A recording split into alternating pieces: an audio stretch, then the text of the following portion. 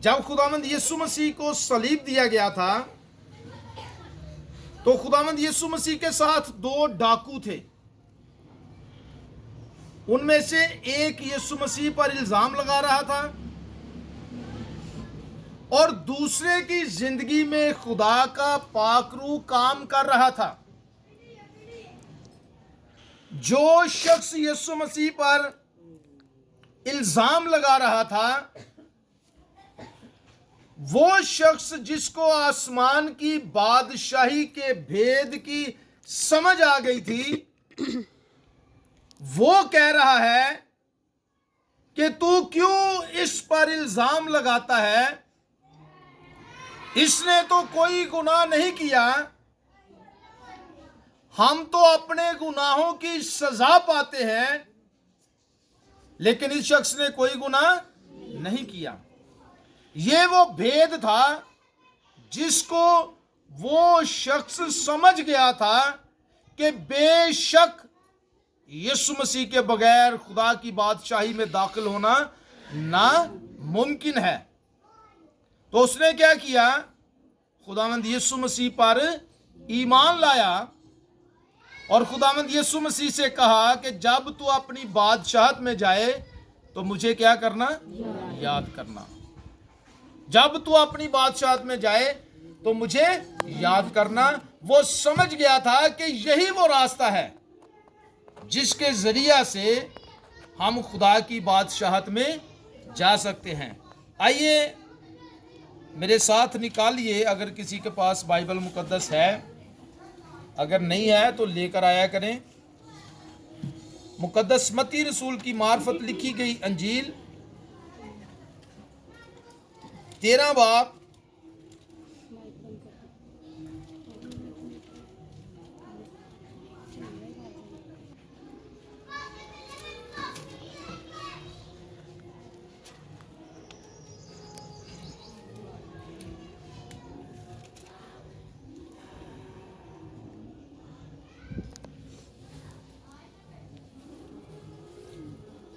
और से सुनिएगा। अगर आप तक आवाज़ ना आए तो प्लीज़ मुझे बताइएगा ताकि मैं और बुलंद आवाज़ से बात करूं ताकि आप तक आवाज़ पहुंच सके।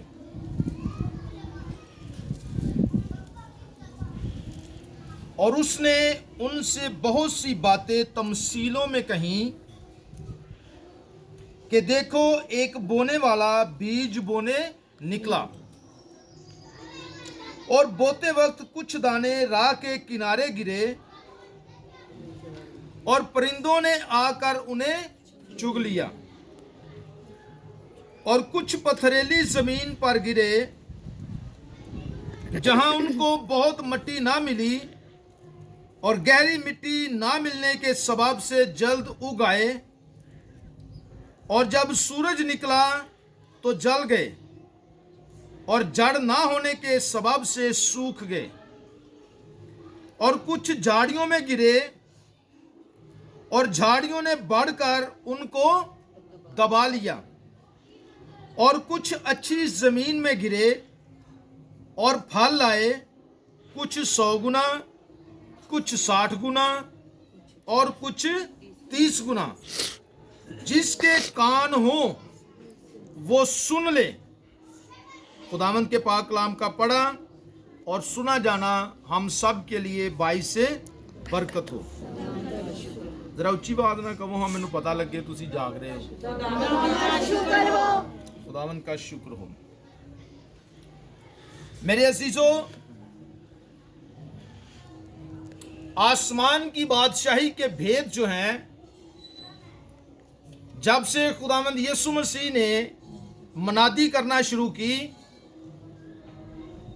30 वर्ष की उम्र में पानी के बपतिस्मा के बाद खुदावंद यीशु मसीह ने मनादी करना शुरू की। और जब खुदावंद यीशु मसीह ने मनादी करना शुरू की तो लिखा है, उसने कहा, ये कहकर मनादी करना शुरू की कि तौबा करो क्योंकि आसमान की बादशाही नजदीक आ गई है। खुदावंद यीशु मसीह ने आसमान की बादशाही की नजदीकी की बात की कि आसमान की बादशाही नजदीक आ गई है। यहां पर हम एक तमसील सुनते हैं जो खुदावंद यीशु मसीह ने अपने मुंह मुबारक से फरमाई। खुदावंद यीशु मसीह ने फरमाया कि एक बीज बोने वाला बीज बोने निकला। ये तमसील आपने सुनी है ना? अगर किसी ने मूवी देखी हो तो उसमें आपने देखा होगा कि एक शख्स ने गाल में ऐसे वो कुछ डाला होता है और उसमें वो हाथ डालकर बीज को ऐसे ऐसे गिराता है। कलाम ये फरमाता है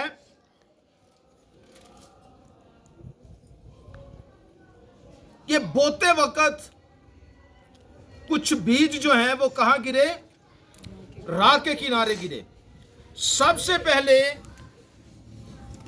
हम एक छोटी सी बात को समझने की कोशिश करेंगे। तमसील क्या है? सबसे पहले हम तमसील के बारे में जानने की कोशिश करेंगे कि तमसील क्या है और खुदावंद यीशु मसीह ने बहुत सी मनाती जो है वो तमसीलों में क्यों की है। मेरे अजीजों, तमसील का मतलब, तमसील किसी बात को आसान तरीके से आसान जुबान में समझाने के लिए इस्तेमाल की जाती है, जिससे बात की आसानी से समझ आ जाए और इसमें कोई शक ना रह जाए कि हमें बात की समझ नहीं आई। तमसील से ऐसा अंदाज़े तहरीर मुराद है जिसमें तशबीहात और इस्तारात से काम लिया जाता है। इसमें मौजू पर बराह रास्त बात नहीं की जाती। इससे तखीली और तस्वराती करदारों, रोज़मर्रा के मसाइल हयात और इंसान के अकायद व तजर्बात से होता है। अमूमन इसे किसी ख़ास रूहानी या अखलाकी मकसद के लिए इस्तेमाल किया जाता है। ये बात हमने याद रखनी है कि खुदावंद यीशु मसीह तमसीलों में, कहानियों में क्यों बात करते थे। खुदावंद यीशु मसीह तमसीलों में इसलिए बात करते थे कि हमें आसानी से बातों की समझ आ जाए। अगर इसी हवाला को हम पढ़ते हैं तो खुदावंद यीशु मसीह के शागिर्द यीशु मसीह से पूछते हैं कि तू तमसीलों में क्यों बात करता है। तो खुदावंद यीशु मसीह शागिर्दों से फरमाते हैं कि तुम्हें आसमान की बादशाही के भेदों की समझ दी गई है, लेकिन उनको आसमान के भेदों की जो भेद है ना वो उन्हें नहीं दी गई, उसकी समझ उन्हें नहीं दी गई। इसलिए उन्हें तमसीलों में समझाना पड़ता है। ये जो बीज बोने वाले की तमसील है, क्यों बीज बोने वाले की तमसील जो है वो दी गई? क्योंकि वो जो कदीम दौर था, जदीद दौर नहीं था, उस दौर में ज्यादातर लोग जो हैं उनका ताल्लुक जो होता था वो खेती बाड़ी से होता था और वो इन बातों को आसानी से समझ जाते थे, समझ लेते थे। इसलिए खुदावंद यीशु मसीह उस भीड़ से ये कहते हैं, उस भीड़ को ये समझाते हैं कि एक बीज बोने वाला निकला। और इससे पहले कि हम बीज बोने वाले के बारे में सीखें, हम ये बात सीखेंगे कि यीशु मसीह का खास रूहानी मकसद क्या था। तमसीलों में बात करने का, तमसीलों में सिखाने का खास रूहानी मकसद क्या था। यीशु मसीह का तमसीलों में बात करने का खास रूहानी मकसद ये होता था कि लोगों को रोजमर्रा के कामों के जरिया से आसमान की बादशाही के भेदों के बारे में सिखाया जाए कि आसमान की बादशाही में कौन लोग जाएंगे और कैसे हम खुदा की बादशाहत को पहचान सकते हैं। यह वो खास रूहानी मकसद था खुदावंद यीशु मसीह का तमसीलों में बात करने का।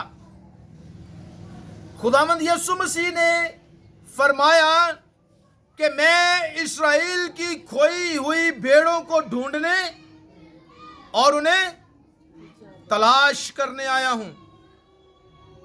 इस्राएल की खोई हुई भेड़ों को ढूंढने और उन्हें तलाश करने आया हूं। इस तमसील को कलाम की रोशनी में समझने की कोशिश करते हैं। बीज बोने वाला बीज बोने निकला, ये बीज बोने वाला कौन है? कोई बता सकता है? खुदा का कलाम।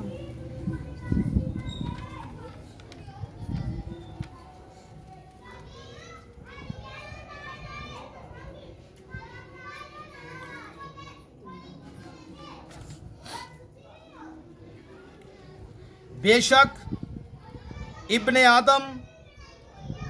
आदम से मुराद यीशु मसीह बीज बोने वाला। और जब वो बीज बोता है तो यीशु मसीह ने, जैसा मैंने पहले बताया कि खुदावंद यीशु मसीह ने ये कहकर मनादी करना शुरू की कि तौबा करो क्योंकि आसमान की बादशाही नज़दीक आ गई है। ये सबसे बड़ा भेद है। आसमान की बादशाही में दाखिल होने का सबसे बड़ा भेद क्या है? बताएं, सबसे बड़ा भेद क्या है? तौबा करो, तौबा करो क्योंकि आसमान की बादशाही नजदीक है। ये खुदावंद यीशु मसीह के अल्फाज हैं कि अगर हमें खुदा की बादशाहत में जाना है तो हमें क्या करने की जरूरत है? तौबा करने की जरूरत है, बदलने की जरूरत है, चेंज करने की जरूरत है। पुरानी चीजें जाती रही, देखो वो नहीं हो गई। हमें पुराना लिबास, गंदा लिबास उतारने की जरूरत है, नया लिबास पहनने की जरूरत है। नए लिबास के बारे में खुदा का कलाम फरमाता है, जब तक तुम्हें लिबास ना मिल जाए यरूशलेम में ठहरे रहो। जब तक तुम्हें रूह का लिबास ना मिल जाए यरूशलेम में ठहरे रहो। ये वो लिबास है जिसे पहनकर हम खुदा की बादशाहत में दाखिल हो सकते हैं। हम खुदा के कलाम पर अमल करके, खुदा के कलाम को समझकर हम खुदा की बादशाहत में दाखिल हो सकते हैं। मेरे अजीजों, कितने लोग हैं जो बीज के बारे में जानते हैं? कोई जानता है बीज के बारे में? बीज खुदा का कलाम है। और ये तीन जो जगह बताई गई हैं, पथरीली जमीन और झाड़ियाँ और राह के किनारे, ये मुख्तलिफ कैटेगरी के लोग हैं जो सुनते और अमल नहीं करते। और कुछ जो है उनके अंदर जड़ होती है 100 गुना, 60 गुना और 30 गुना। सबसे पहले हम सीखने की कोशिश करेंगे कि बीज क्या है। मुख्तलिफ तरह के बीज होते हैं। सबसे छोटा बीज जो होता है उसका दरख्त बहुत बड़ा होता है। जो सबसे छोटा, आपने कभी बोर्ड का दरख्त देखा है? बोर्ड का दरख्त, बोर्ड के दरख्त ਨੂੰ ਛੋਟੀਆਂ ਛੋਟੀਆਂ ਗੋਲਾਂ ਲੱਗਦੀਆਂ ਹੁੰਦੀਆਂ ਜੀ। ਉਹ ਗੋਲਾਂ ਦੇ ਅੰਦਰ ਕਿੰਨੇ ਬੀਜ ਹੁੰਦੇ ਆ? ਉਹ ਇੱਕ ਗੋਲ ਦੇ ਅੰਦਰ ਹਜ਼ਾਰਾਂ ਦੀ ਤਾਦਾਦ 'ਚ ਬੀਜ ਹੁੰਦੇ ਆ। ਉਹ ਹਰ ਬੀਜ ਦੇ ਅੰਦਰ ਇੱਕ ਜ਼ਿੰਦਗੀ ਹੈ, हर बीज के अंदर एक जान है, हर बीज के अंदर एक पौधा है। अजीजों, बीज से यहाँ पर रूहानी तौर पर, अगर हम रूहानी तौर से कलाम मुकद्दस को सीखने या समझने की कोशिश करें तो कलाम, बीज से मुराद खुदा का कलाम है। और बीज बोने वाला कौन है? यीशु मसीह। और जब वो बीज बोने निकला तो बीज बोने वाले से मुराद खुदावंद यीशु मसीह ने जब बीज बोना शुरू किया तो बीज से मुराद क्या है? खुदा का कलाम। जिस तरह मैंने बताया कि बीज के अंदर एक जिंदगी है, बीज के अंदर जान है। मेरे अजीजों, जब हम बीज को बोते हैं, बीज को बोने के चंद दिनों के बाद बीज से एक छोटा सा पौधा निकलता है, रूनुमा होता है, जमीन से बाहर आता है। उस बीज से मुराद है कि उस बीज के अंदर जो जिंदगी थी, वो जिंदगी जो है वो पानी और सूरज की रोशनी से एक पौधे में तब्दील हो गई है, बदल गई है। एक नया पौधा जमीन से निकला है। कलाम से मुराद, बीज से मुराद खुदा का कलाम है। और बीज जिस जगह पर बोया जाता है वो जगह कौन सी है? कोई बताएगा? जो जरखेज जमीन होती है, जो जरखेज जमीन होती है, वहां पे बीज जो है वो जल्दी उग जाते हैं। और कुछ पथरीली जमीन, रूहानी तौर पर इसका मतलब क्या है? जहां पर बीज बोया जाता है, रूहानी तौर पर इसका मतलब है कलीसिया, चर्च, लोग। जमीन से मुराद दिल है। दिलों में खुदा के कलाम के बीज को बोया जाता है। और दिल से, जब दिल में खुदा के कलाम के बीज को बोया जाता है तो एक नई जिंदगी मिलती है। खुदा के कलाम से हमें नई जिंदगी मिलती है। सो बीज से मुराद खुदा का कलाम। और जहां पर बीज बोया जाता है, खेत जिसे कहते हैं, खेत चर्च है। और जो जमीन है वो हमारे दिल हैं, जहां पर बीज बोया जाता है। चर्च के अंदर इंसानों के दरमियान बीज को बोया जाता है। कलाम सुनाया जाता है, कलाम सुनकर दिल में आता है। और जो लोग कलाम को सुनकर समझते हैं और ईमान लाते हैं, वो क्या करते हैं? नई जिंदगी पाते हैं, उनको नई जिंदगी मिलती है। जो राह के किनारे गिरा, वो कौन लोग हैं? जो राह के किनारे गिरा, आइए मेरे साथ निकालिए मुकद्दस मत्ती रसूल की अंजील 13 बाब और 19 आयत का हम मुताला करेंगे और देखेंगे कि जो राह के किनारे गिरा, खुदा का कलाम उनके बारे में क्या बताता है कि वो कौन लोग हैं। 13 बाब की 19 आयत का हम मुताला करेंगे।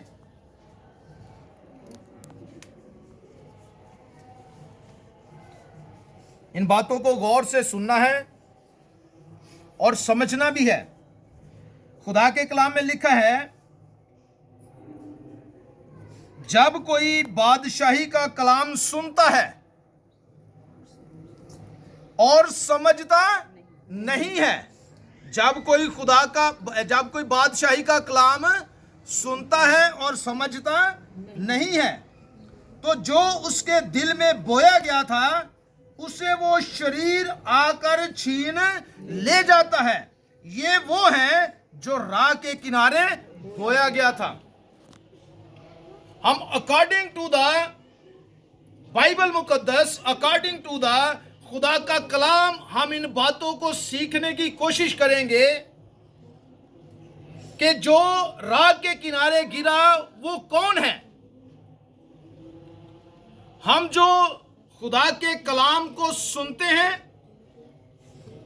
और सुनकर समझते नहीं हैं, सुनकर उस पर गौर व फिक्र नहीं करते, सुनकर उन बातों को अपने ऊपर से गुजार देते हैं, या जब हम संजीदगी से चर्च में बैठते हैं, चर्च खत्म होता है, हम अपने कपड़े झाड़ते हैं और खुदा के कलाम को, उस बरकत को जो हमने ली, जो हमने हासिल की, इसी जगह पर छोड़कर चले जाते हैं। ये वो लोग हैं जो राह के किनारे गिरा हुआ बीज है। वो कलाम को सुन लेते हैं लेकिन समझते नहीं हैं। इसी बाब में लिखा है कि तुम सुनते हुए नहीं सुनते और देखते हुए नहीं देखते, इसलिए मैं इनको तमसीलों में सिखाता हूं, इसलिए मैं इनको तमसीलों में बताता हूं। मेरे अजीजों, हमने कलामे मुकद्दस को सुनना भी है, समझना भी है, और इस पर क्या करना है? अमल भी करना है, ईमान भी लाना है। बगैर अमाल के ईमान क्या है? मुर्दा है। इसलिए हमें क्या करना है? अमल भी करना है और ईमान भी लाना है।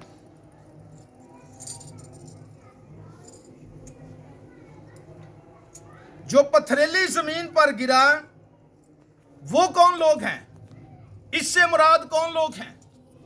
आइए मेरे साथ मुकद्दस मत्ती रसूल की अंजील 13 बाब और 20 से 21 आयत का हम मुताला करेंगे और कलामे मुकद्दस को कलामे मुकद्दस की रोशनी में सीखने की कोशिश करते हैं कि खुदावंद यीशु मसीह उन लोगों के बारे में जो फरमाया गया कि जो बीज पथरीली जमीन पर गिरा वो कौन लोग हैं। आइए मेरे साथ निकालिए कलामे मुकद्दस में लिखा है, मुकद्दस मत्ती रसूल की अंजील 13 बाब और 20-21 आयत का हम मुताला करेंगे। और जो पथरीली जमीन में बोया गया ये वो है जो कलाम को सुनता है और उसे फिलफौर खुशी से कबूल कर लेता है, लेकिन अपने अंदर जड़ नहीं रखता, बल्कि चंद रोजा है, और जब कलाम के सबब से मुसीबत या जुल्म बर्पा होता है तो फिलफौर ठोकर खाता है। फिलफौर क्या करता है? ठोकर खाता है। ये वो लोग हैं जो बीज झाड़ियों में बोया गया है। कलाम मुकद्दस में लिखा है कि जब वो बीज बढ़ा तो झाड़ियों ने उसे क्या किया? दबा लिया। झाड़ियों ने उसे क्या किया? पकड़ लिया। झाड़ियों के सबब से वो और ज्यादा ना बढ़ सका। यहां पर झाड़ियों से मुराद क्या है? मुसीबतें, परेशानियां, दुख। खुदावंद यीशु मसीह फरमाते हैं कि ये वो लोग हैं जो कलाम में मुकद्दस को सुन लेते हैं। क्या करते हैं? सुन लेते हैं और खुशी से भर जाते हैं और फौरी तौर पर क्या करते हैं? कबूल कर लेते हैं। और जैसे ही थोड़ा वक्त गुजरता है, घर में कोई लड़ाई झगड़ा होता है, घर में मसले मसाइल पैदा होते हैं, घर में मुश्किलात आती हैं, घर में तंगदस्ती आती है, घर में फाइनेंशियली मसाइल आते हैं, कोई थोड़ी बहुत मुश्किल पैदा होती है, तो ये लोग क्या करते हैं? खुदावंद यीशु मसीह को छोड़ देते हैं, भूल जाते हैं। ये वो बीज है जो पथरीली जमीन पर गिरा, आरजी है, चंद दिनों का है, इसके अंदर फल नहीं है। ये खुशी से, बड़े जोश से, बड़े जज्बात से, बड़ी तेजी से इसने खुदा के कलाम को कबूल किया, और जब अमल करने का वक्त आया, जब थोड़ी सी मुश्किल आई, जब थोड़ी सी मुसीबत आई, जब थोड़ी सी परेशानी आई, जब कलाम के सबब से किसी ने सताया, जब कलाम के सबब से किसी ने बुरा भला कहा, जब कलाम के सबब से कोई मुसीबत आई, तो खुदावंद यीशु मसीह को छोड़ दिया। ये वो बीज है जो पथरीली जमीन पर गिरा है। मेरे अजीजों, हमने कलाम मुकद्दस को कलाम मुकद्दस की रोशनी में सीखना है।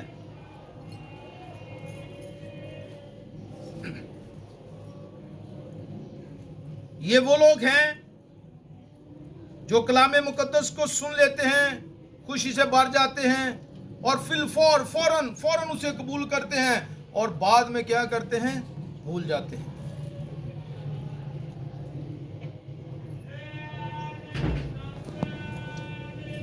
जो झाड़ियों में गिरा, उनसे कौन लोग मुराद हैं? जो बीज झाड़ियों में गिरा, उनसे कौन लोग मुराद हैं? मेरे साथ निकालिए मुकद्दस मत्ती रसूल की अंजील 13 बाब और उसकी 22 आयत का हम मुतालिया करेंगे।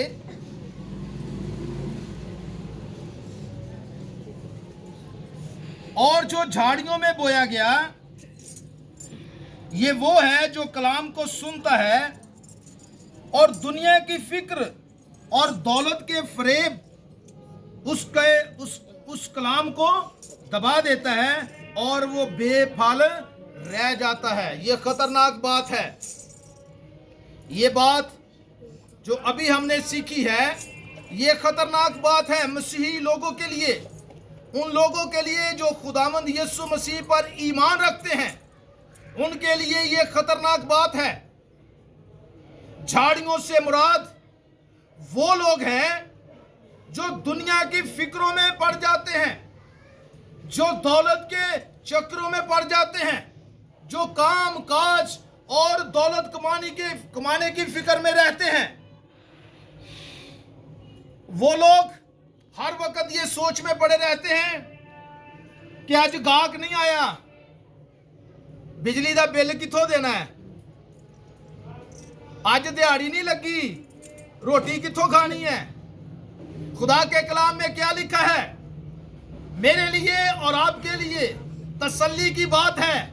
खुदा के कलाम में लिखा है, मैं तुमसे सच कहता हूं, शेर का बच्चा भूखा रह सकता है, लेकिन जो मुझ पर ईमान रखता है वो कभी भूखा ना सोएगा। ये आपके लिए और मेरे लिए तसल्ली की बात है, इत्मीनान की बात है। खुदावंद यीशु मसीह अपने वादों में सच्चे हैं। उसने सदरक, मिशक और अब्दुलनजू को आग की भट्टी में तन्हा नहीं छोड़ा, वो वहां पर उनके साथ था। मेरे अजीजों, आपके लिए और मेरे लिए तसल्ली की बात है। खुदावंद यीशु मसीह फरमाते हैं कि तुम आने वाले कल की फिक्र ना करो कि हम क्या खाएंगे, आने वाला कल खुद तुम्हारी फिक्र करेगा।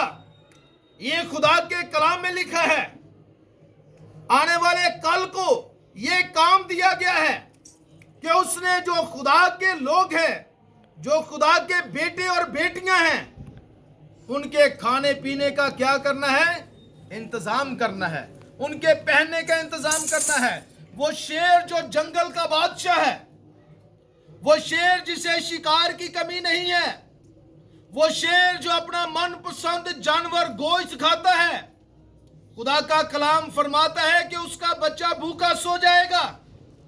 लेकिन जो मुझ पर ईमान रखता है, जो मेरे कलाम पर ईमान रखता है, जो मेरे बेटे की बातों को सुनता है, वो भूखा नहीं सोएगा। मेरे अजीजों, हमें दुनिया की फिक्रों से निकलने की जरूरत है। झाड़ियों से मुराद दुनिया की फिक्रें हैं। झाड़ियों से मुराद दुनिया की मुसीबतें हैं। झाड़ियों से मुराद दुनिया की मुश्किलात हैं जिनसे हम बाहर नहीं निकलते। जमीन पर हम 1 इंच का टुकड़ा छोड़ने के लिए तैयार नहीं है। और आसमान पर खुदावंद यीशु मसीह फरमाते हैं कि मेरे बाप के यहां बहुत से मकान हैं। वहां पर हम जगह खरीदने की कोशिश नहीं करते, उस जगह को लेने की कोशिश नहीं करते। वहां हमारे लिए बंगले हैं, कोठियां हैं, वहां पर दूध की नदियां हैं, शहद की नदियां हैं, वो नया यरूशलेम है। वहां पर जाने की तैयारी नहीं करते। हम क्या करते हैं? यहां पर दुनिया में, दुनिया की फिक्रों में, काम काज में, मुश्किलात में, बिजली के बिल में, गैस के बिल में, और दुनिया की जो महंगाई है उन मुश्किलात में फंसे हुए हैं। उन झाड़ियों से निकलने की कोशिश नहीं करते। जब खुदा आता है, जब खुदा पुकारता है, तो हम कहां पर होते हैं? हम अपने काम काज में मसरूफ होते हैं। जब खुदा कहता है मेरे बेटे मेरी बेटी मेरे पास आ, तो हम खुदा की आवाज को नहीं सुनते। हम खुदा के बेटे की आवाज को नहीं पहचानते। हम अपनी मुश्किलात में फंसे, परेशानियों में फंसे, अपने अपने मसाइल में फंसे, अपने अपने कामों में उलझे हुए हैं। यहां पर खुदा का बेटा यीशु अपने बाजू फैलाए हुए है। ऐ मेरे बाप के बरगजीदो, मेरे बेटे मेरी बेटियों, मेरे पास आओ, अपना बोझ मुझे दे दो। यहां पर वो हमें पुकारता है, हमसे हमारा बोझ मांगता है। वो कहता है कि अपना सारा बोझ मेरे ऊपर डाल दो। और हम अपना बोझ उसे नहीं देते, क्योंकि हमें मुश्किलात में मजा आता है। हम उन मुश्किलात से निकलना नहीं चाहते, क्योंकि हम खुदा के कलाम पर अमल करना नहीं चाहते। हम खुदा के कलाम को सीखना नहीं चाहते।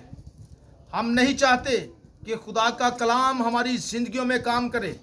हम नहीं चाहते कि खुदा के कलाम के वसीला से हमारी जिंदगियां बदल जाएं। हम आसमानी भेदों को जानना नहीं चाहते। हम आसमानी भेदों को समझना नहीं चाहते। हम उस बादशाहत के भेदों को हासिल करना नहीं चाहते। हम आसमान की बरकत को हासिल करना नहीं चाहते। हम उन नेमतों को हासिल करना नहीं चाहते। इसलिए हम दुनिया की फिक्रों में, दुनिया की मुश्किलात में पड़े हुए हैं, दुनिया की मुसीबतों में उलझे हुए हैं, दुनिया के मसाइल में फंसे हुए हैं। मेरे अजीजों, अच्छी जमीन पर जो गिरा वो लोग कौन हैं? उन लोगों से कौन लोग मुराद हैं? आइए मेरे साथ निकालिए मुकद्दस मत्ती रसूल की अंजील 13 बाब और 23 आयत का हम मुताला करेंगे। जो बीज अच्छी जमीन में गिरा, उससे कौन लोग मुराद हैं? और जो अच्छी जमीन में बोया गया, ये वो है जो कलाम को सुनता है और समझता है और फल भी लाता है। कोई 100 गुना फलता है, कोई 60 गुना, कोई 30 गुना। मेरे अजीजों, इससे पहले मैंने दुआ में ये अल्फाज हजारों लाखों बार सुना कि 30 गुना, 60 गुना, 100 गुना फल लाएं, लेकिन मुझे उसकी समझ नहीं थी। मैं आज इस बात को समझा हूं कि वो 100 गुना, 60 गुना और 30 गुना कौन है। खुदा का कलाम ये फरमाता है कि जिनकी जिंदगी में फल है, कम से कम 30 गुना फल हमारी जिंदगी में होना चाहिए, 60 गुना फल हमारी जिंदगी में होना चाहिए, और जिनकी जिंदगी में 100 गुना फल है, वो तो सोने दे सुहागा ही हो गया। फिर मेरे अजीजों, आज हमने इस तमसील को खुदा के कलाम के मुताबिक समझने की कोशिश की है, सीखने की कोशिश की है। ये वो आसमान की बादशाही का भेद है जो बहुतों से ओझल रखा गया है, बहुतों को इनकी समझ नहीं दी गई। ये उन लोगों को समझ दी गई है जो यीशु मसीह पर ईमान रखते हैं कि वो जिंदा खुदा का इकलौता बेटा है, वो मुकद्दसा मरियम से पैदा हुआ है, वो हमारे गुनाहों के लिए मुआ, दफन हुआ और तीसरे दिन मुर्दों में से जी उठा। जो लोग इस बात पर ईमान रखते हैं कि वो 40वें दिन जिंदा आसमान पर उठा लिया गया, मेरे अजीजों, ये अच्छी जमीन का बीज है। अच्छी जमीन के बीज से मुराद हम लोग हो सकते हैं, हम लोग बन सकते हैं। जिस तरह मैंने आपको पहले बताया कि खेत जो है वो चर्च है, बीज बोने की जो जगह है वो हम हैं। हमारे अंदर बीज बोया जाता है और जब बीज बो दिया जाता है तो उसको पानी दिया जाता है, सूरज की रोशनी उस पर पड़ती है, बीज के अंदर से एक नई जिंदगी निकलती है। उस नई जिंदगी का नाम क्या है? कलाम मुकद्दस। और ये किसके वसीला से मुमकिन है? सिर्फ और सिर्फ खुदावंद यीशु मसीह के वसीला से नई जिंदगी जो है वो हमें मिल सकती है। खुदावंद यीशु मसीह के बगैर हमें नई जिंदगी नहीं मिल सकती। मेरे अजीजों, आज हमने कलाम मुकद्दस की एक ऐसी तमसील के बारे में सीखा, ऐसी तमसील के बारे में जानने की कोशिश की जिसके बारे में खुदावंद यीशु मसीह ने हमें आसमान की बादशाही के भेद के बारे में सिखाया है। हमने देखना है हमारा करंट स्टेटस क्या है, हमारी मौजूदा सूरत हाल क्या है, हम कहां पर खड़े हैं। हम पथरीली जमीन है या राह के किनारे जो गिरा वो बीज है, या वो बीज है जिसे झाड़ियों ने दबा दिया है, जिसे दुनिया की फिक्रों ने दबा दिया है, जिसे दौलत की फिक्र ने दबा दिया है कि वो मुझसे आगे निकल गई है, उसके पास कोठी आ गई है, उसके पास बंगला भी आ गया है, उन्होंने कार भी खरीद ली है, उनके पास मोटरसाइकिल भी है, उनके पास दुनिया की आसाइशें हैं, उनके पास दुनिया की सहूलतें हैं, और मेरे पास कुछ भी नहीं है। मेरे अजीजों, जिनके पास कुछ नहीं है उनके लिए इत्मीनान और खुशी की बात बताता हूं, और से सुनिएगा। जिनके पास कुछ नहीं है, कलाम मुकद्दस से बताता हूं कि उनके पास क्या है। मैं एक गरीब आदमी और अमीर आदमी की कहानी के बारे में जानता हूं। अमीर आदमी के पास दुनिया की सारी सहूलतें मौजूद थी। अमीर आदमी रोजाना नया सूट बदलता था।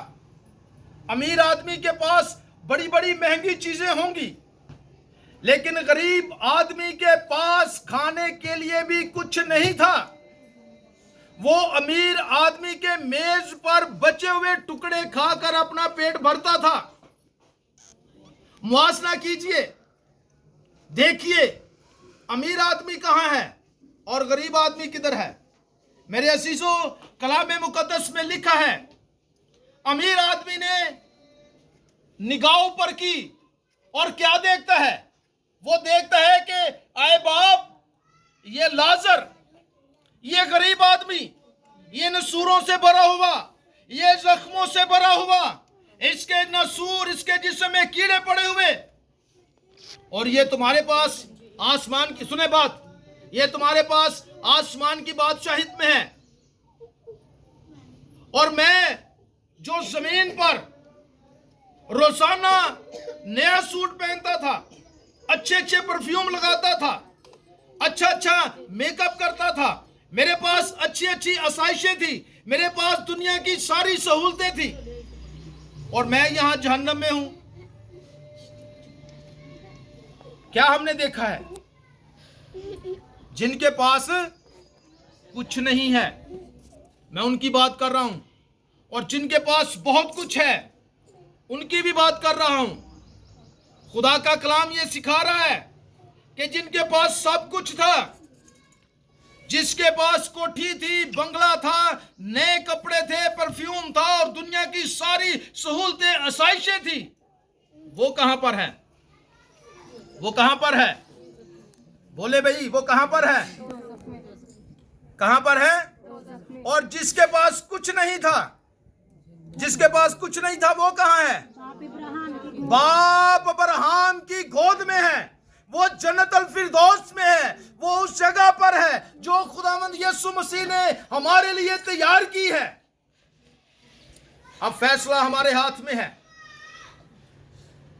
अब फैसला हमारे हाथ में है। जो बीज झाड़ियां दबा देती हैं उनके पास फल नहीं होता। लिखा है वो बेफल है, वो बांझ है, उनकी जिंदगी में रूहानी फल नहीं है। और खुदा का कलाम क्या फरमाता है? जो अच्छी जमीन पर गिरा है उनके पास 100 गुना, 60 गुना और 30 गुना क्या है? फल है। मेरे असीसों, आज हमने सीखना है, आज हमने एनालिसिस करना है, आज हमने अपने करंट स्टेटस के बारे में जानना है कि हम कहां पर हैं। क्या हम वो हैं जो राह के किनारे गिरा बीज, या हम वो हैं जो पथरीली जमीन पर गिरा बीज, या हम वो हैं जो झाड़ियों में गिरा बीज, या हम वो हैं जो सबसे आखिर में अच्छी जमीन वाला फल। ये हमने देखना है। मेरी जिंदगी, मैं कहां पर हूं? क्या मैं अच्छी जगह पर हूं? क्या मैं बुरी जगह पर हूं? क्या झाड़ियों ने मुझे दबाया है? क्या मैं दुनिया की फिक्रों में हूं? क्या मैं दुनिया की मुश्किलात में हूं? मैंने यीशु मसीह को छोड़ दिया है? क्या मैं दुआ नहीं करता? मैं दुआ नहीं करती? मेरी जिंदगी में यीशु मसीह कहां पर है? मेरी जिंदगी में यीशु मसीह का दर्जा कहां पर है? मेरी जिंदगी में यीशु मसीह की हैसियत क्या है? मेरी जिंदगी में यीशु मसीह का मकाम क्या है? ये आज हमने सीखा है। अब ये हमारे हाथ में है। हमने कौन सा बीज बनना है? कलाम का वो बीज बनना है जिससे हमने नई जिंदगी पाई, या वो बीज बनना है जो राह के किनारे गिरता है और शरीर आकर उसे चुरा कर ले जाता है? पथरीली जमीन पर गिरना है जो मुश्किलात आने की वजह से खत्म हो जाता है, चंद रोजा होता है। झाड़ियों वाला कलाम, झाड़ियों वाला बीज बनना है जिसे दुनिया की फिक्रें और दौलत की फिक्रें दबा देती हैं, खत्म कर देती हैं और बेफल रह जाते हैं। या हमने अच्छी जमीन वाला बीज बनना है, वो फलदार बीज बनना है जिसकी तवक्को खुदावंद यीशु मसीह आज, अभी और इसी वक्त हमसे करता है। मरने के बाद कोई हमसे उम्मीद नहीं रखी जाएगी, मरने के बाद कोई हमसे तवक्को नहीं रखी जाएगी, मरने के बाद हमारा कुछ भी मकाम, स्टेटस नहीं होगा। जो कुछ हमने किया उसके मुताबिक हमें अजर मिल जाएगा। आज हमारे पास क्या है? वक्त है। खुदावंद यीशु मसीह ने ये कहकर मुनादी करना शुरू की कि तौबा करो क्योंकि आसमान की बादशाही नजदीक आ गई है। मेरे असीजों, आसमान की बादशाही सच में नजदीक आ गई है। अगर हम चाहते हैं कि हम खुदा की बादशाहत में दाखिल हों तो उसके लिए हमें क्या करने की जरूरत है? क्या करने की जरूरत है? अच्छी जमीन में बीज को उगाने की जरूरत है। कलाम को सुनने की, समझने की, अमल करने की जरूरत है। मुकाशफा की किताब में लिखा है, नबूवत की इस किताब का सुनने वाला, नबूवत की इस किताब का पढ़ने वाला और नबूवत की इस किताब पर अमल करने वाला क्या है? मुबारक है। आइए हम अपने सुरों को झुकाएं, अपनी आंखें बंद करें। दुनिया की इस धूप की फिक्र ना करें, ये धूप हमारा कुछ नहीं बिगाड़ सकती।